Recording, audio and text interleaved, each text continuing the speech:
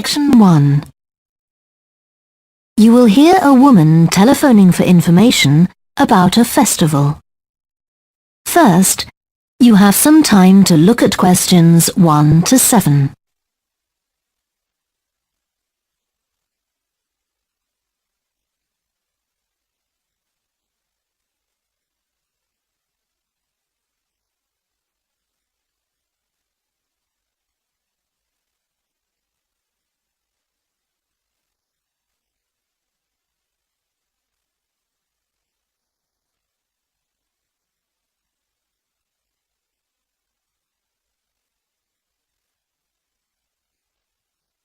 You will see that there is an example that has been done for you.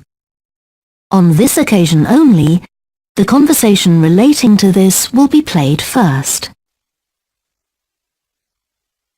Good morning, Stretton Festival box office. How can I help you? Oh, hello. My family and I are on holiday in the area, and we've seen some posters about the festival this week. Could you tell me about some of the events, please? Of course. First of all, are there still tickets available for the jazz band on Saturday? There are, but only £15. The £12 seats have all been sold. The man says that tickets are available for £15, so 15 has been written in the space. Now we shall begin. You should answer the questions as you listen, because you will not hear the recording a second time. Listen carefully and answer questions 1 to 7. Good morning, Stretton Festival box office. How can I help you? Oh, hello. My family and I are on holiday in the area, and we've seen some posters about the festival this week. Could you tell me about some of the events, please? Of course. First of all, are there still tickets available for the jazz band on Saturday? There are, but only £15. The £12 seats have all been sold. OK, and the venue is the school, isn't it? Yes, that's right. The secondary school. Make sure you don't go to the primary school by mistake. And there's an additional performer who isn't mentioned on the posters. Carolyn Hart is going to play with the band. Oh, I think I've heard her on the radio. Doesn't she play the oboe or flutes or something? Yes, the flute. She usually plays with symphony orchestras, and apparently this is her first time with a jazz band. Well, I'd certainly like to hear her. Then the next thing I want to ask about is the duck races. I saw a poster beside a river. What are they exactly? Well, you buy a yellow plastic duck, or as many as you like. They're £1 each. And you write your name on each one. There'll be several races, depending on the number of ducks taking part. And John Stevens, a champion swimmer who lives locally, is going to start the races. All the ducks will be launched into the river at the back of the cinema. Then they'll float along the river for 500 metres, as far as the railway bridge. And are there any prizes? Yes. The first duck in each race to arrive at the finishing line wins its owner free tickets for the concert on the last night of the festival. You said you can buy a duck. I'm sure my children will both want one. They're on sale at a stall in the market. You can't miss it. It's got an enormous sign showing a couple of ducks. OK, I'll go there this afternoon. I remember walking past there yesterday. Now, could you tell me something about the flower show, please? Well, admission is free, and the show is being held in Bythwaite Hall. Sorry, how do you spell that? Bythwaite.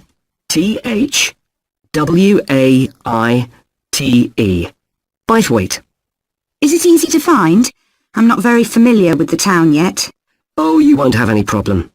It's right in the centre of Stretton. It's the only old building in the town, so it's easy to recognise. I know it. I presume it's open all day. Yes, but if you'd like to see the prizes being awarded for the best flowers, you'll need to be there at 5 o'clock. The prizes are being given by a famous actor, Kevin Shapless. He lives nearby and gets involved in a lot of community events. Gosh, I've seen him on TV. I'll definitely go to the prize giving. Right.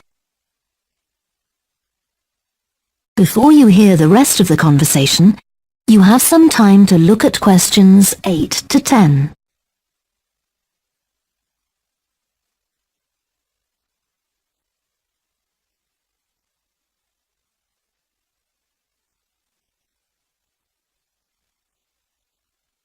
Now listen and answer questions 8 to 10. I've seen a list of plays that are being performed this week, and I'd like to know which are suitable for my children and which ones my husband and I might go to. How old are your children? 5 and 7. What about The Mystery of Muldoon? That's aimed at 5 to 10-year-olds. So if I take my children, I can expect them to enjoy it more than I do? I think so. If you'd like something for yourself and your husband and leave your children with a babysitter, you might like to see Fire and Flood. It's about events that really happened in Stretton 200 years ago, and children might find it rather frightening. Oh, thanks for the warning. And finally, what about Silly Sailor? That's a comedy, and it's for young and old. In fact, it won an award in the Stretton Drama Festival a couple of months ago. OK. Well, goodbye and thanks for all the information. I'm looking forward to the festival. Goodbye. That is the end of section 1. You now have half a minute to check your answers.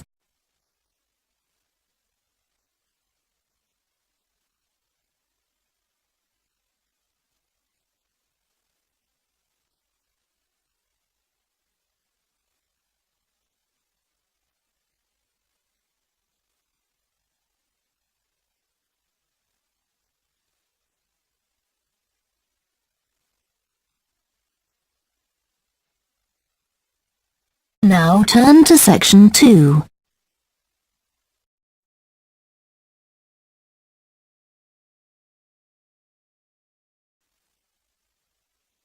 Section 2. You will hear a guide at an art museum talking to a group of visitors. First, you have some time to look at questions 11 to 16.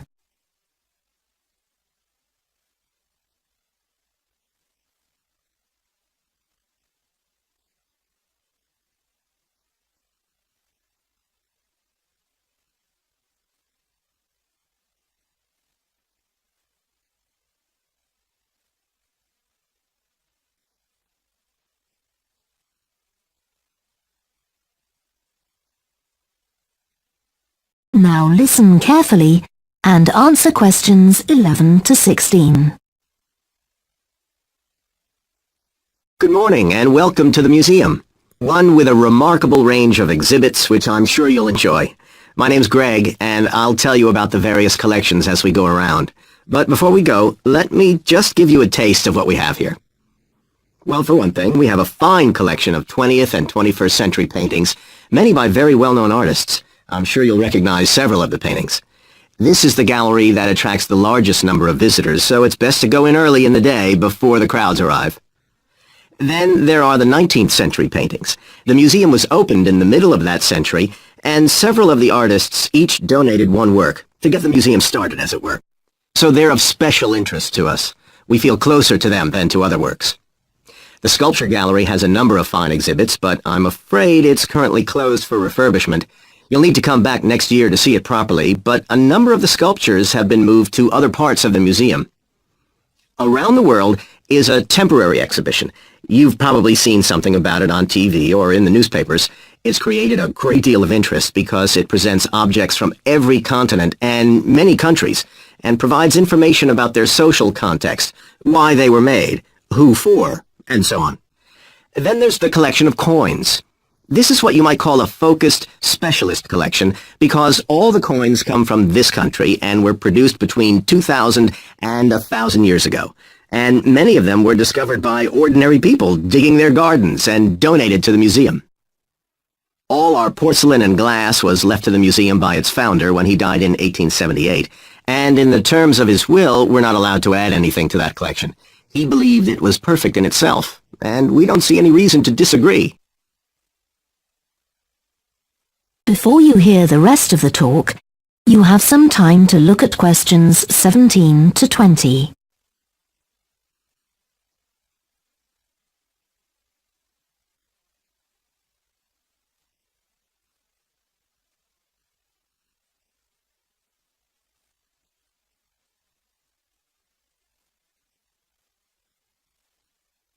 Now listen and answer questions 17 to 20. Okay, that was something about the collections, and now here's some more practical information, in case you need it. Most of the museum facilities are downstairs in the basement, so you go down the stairs here. When you reach the bottom of the stairs, you'll find yourself in a sitting area with comfortable chairs and sofas where you can have a rest before continuing your exploration of the museum. We have a very good restaurant which serves excellent food all day in a relaxing atmosphere. To reach it, when you get to the bottom of the stairs, go straight ahead to the far side of the sitting area, then turn right into the corridor. You'll see the door of the restaurant facing you. If you just want a snack, or if you'd like to eat somewhere with facilities for children, we also have a cafe. When you reach the bottom of the stairs, you'll need to go straight ahead, turn right into the corridor, and the cafe is immediately on the right. And talking about children, there are baby-changing facilities downstairs. Cross the sitting area, continue straight ahead along the corridor on the left, and you and your baby will find the facilities on the left-hand side. The cloakroom, where you should leave coats, umbrellas, and any large bags, is on the left-hand side of the sitting area. It's through the last door before you come to the corridor. There are toilets on every floor, but in the basement, they're the first rooms on the left when you get down there. Okay, now if you've got anything to leave in the cloakroom, please do that now, and then we'll start our tour. That is the end of section 2. You now have half a minute to check your answers.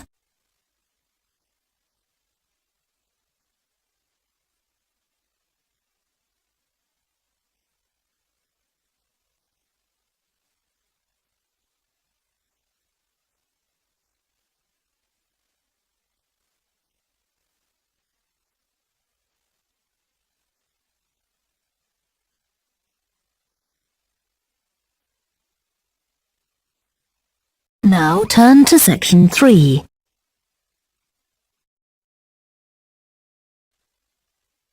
Section 3. You will hear a student called Joanna talking to her new supervisor about some research she has done on psychology and music. First, you have some time to look at questions 21 to 26.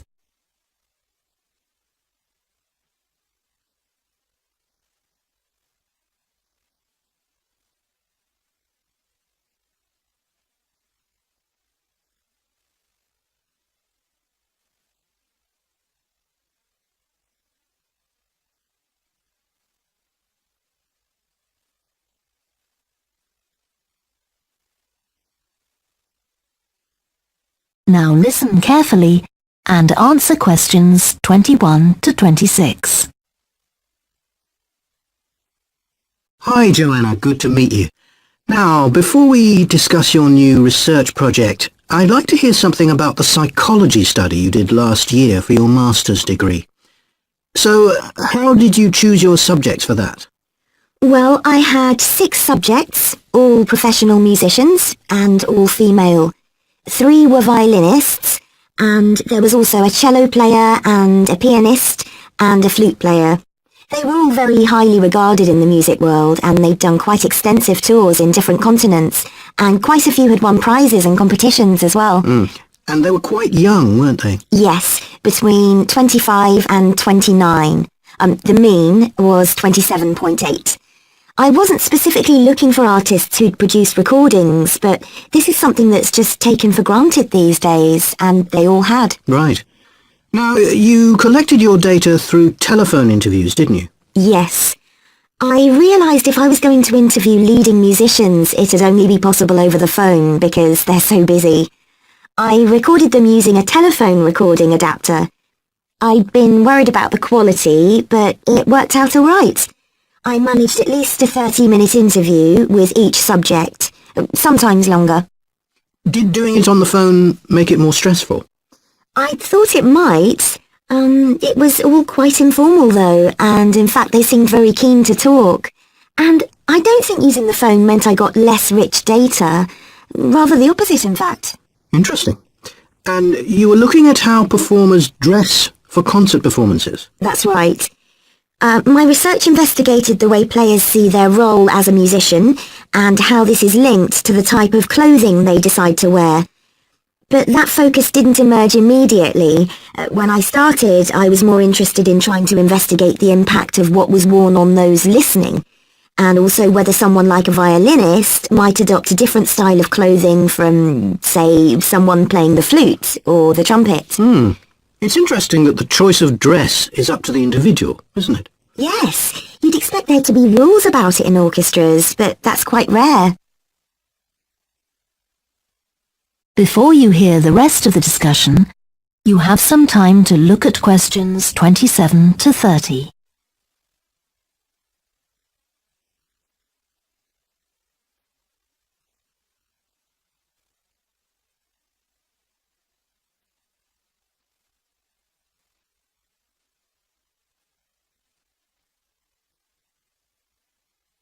Now listen and answer questions 27 to 30.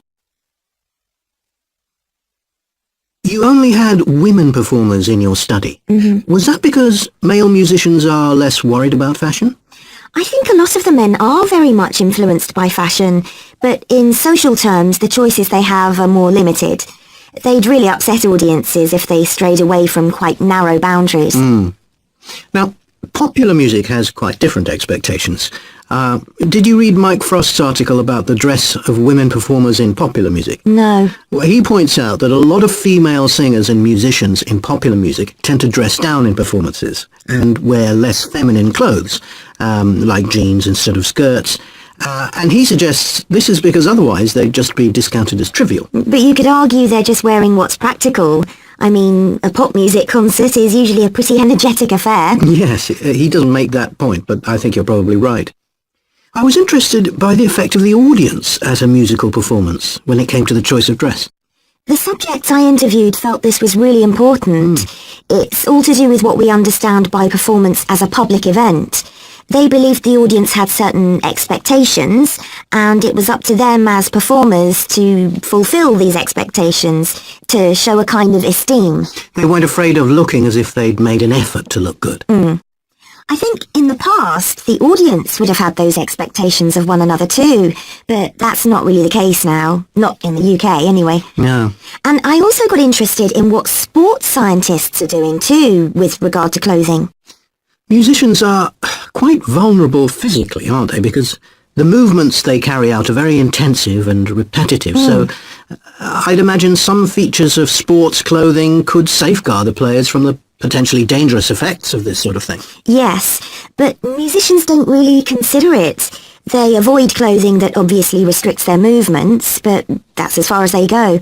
Anyway, coming back to your own research, do you have any idea where you're going from here? I was thinking of doing a study using an audience, including... That is the end of section 3. You now have half a minute to check your answers.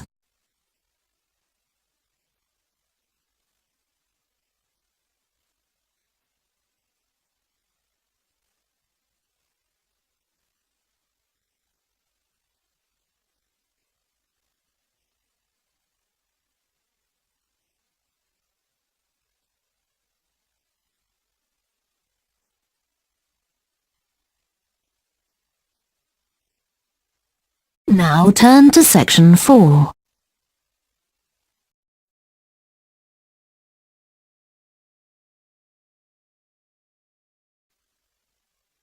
Section 4. You will hear part of a lecture about a way of reducing the amount of carbon dioxide in the atmosphere. First, you have some time to look at questions 31 to 40.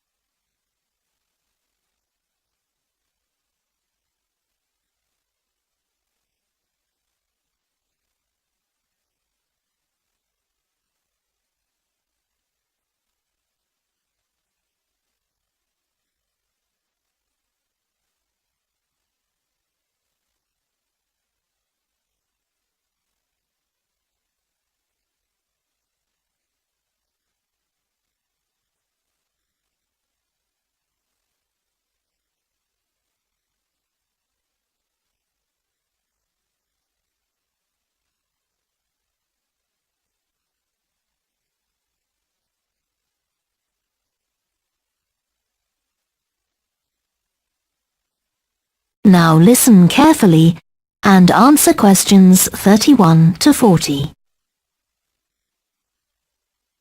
As we saw in the last lecture, a major cause of climate change is the rapid rise in the level of carbon dioxide in the atmosphere over the last century. If we could reduce the amount of CO2, perhaps the rate of climate change could also be slowed down. One potential method involves enhancing the role of the soil that plants grow in with regard to absorbing CO2. Ratan Lau, a soil scientist from Ohio State University in the USA, claims that the world's agricultural soils could potentially absorb 13% of the carbon dioxide in the atmosphere, the equivalent of the amount released in the last 30 years, and research is going on into how this might be achieved. Lau first came to the idea that soil might be valuable in this way, not through an interest in climate change, but rather out of concern for the land itself and the people dependent on it. Carbon-rich soil is dark, crumbly and fertile and retains some water, but erosion can occur if soil is dry, which is a likely effect if it contains inadequate amounts of carbon. Erosion is of course bad for people trying to grow crops or breed animals on that terrain. In the 1970s and 80s, Lau was studying soils in Africa so devoid of organic matter that the ground had become extremely hard, like cement. There he met a pioneer in the study of global warming, who suggested that carbon from the soil had moved into the atmosphere. This is now looking increasingly likely. Let me explain. For millions of years, carbon dioxide levels in the atmosphere have been regulated, in part, by a natural partnership between plants and microbes, tiny organisms in the soil. Plants absorb CO2 from the air and transform it into sugars and other carbon-based substances.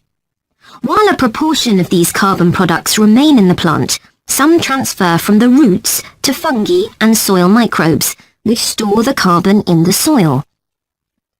The invention of agriculture some 10,000 years ago disrupted these ancient soil-building processes and led to the loss of carbon from the soil.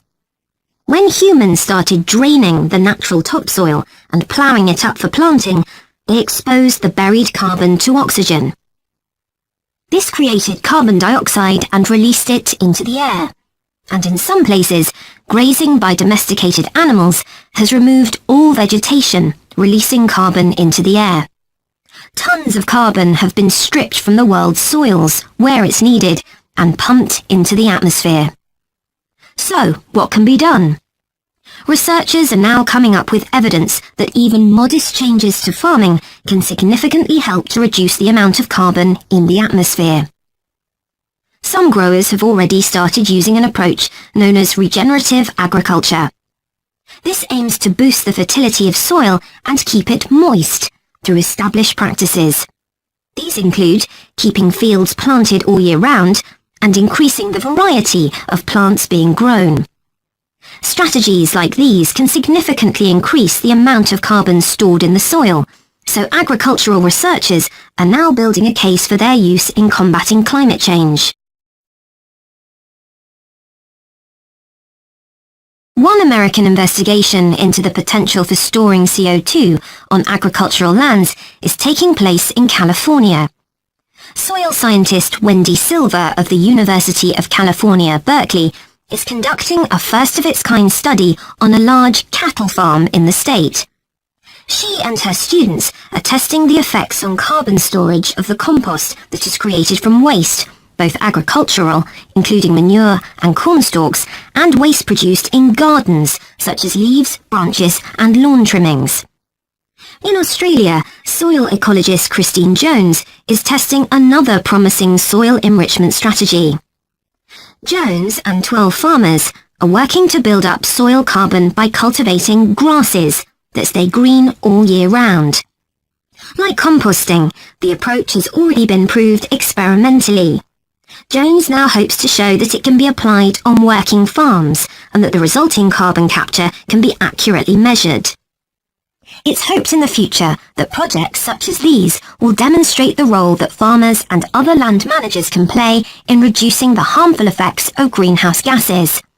For example, in countries like the United States, where most farming operations use large applications of fertilizer, changing such long-standing habits will require a change of system. Ratan Lal argues that farmers should receive payment, not just for the corn or beef they produce, but also for the carbon they can store in their soil. Another study being carried out. That is the end of section 4. You now have half a minute to check your answers.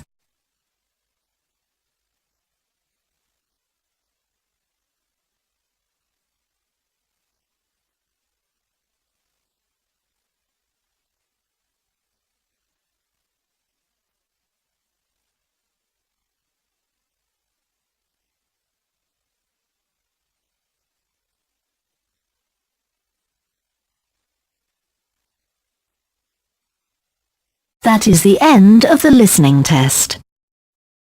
You now have 10 minutes to transfer your answers to the answer sheet. Please stop writing and wait for your question booklet to be collected.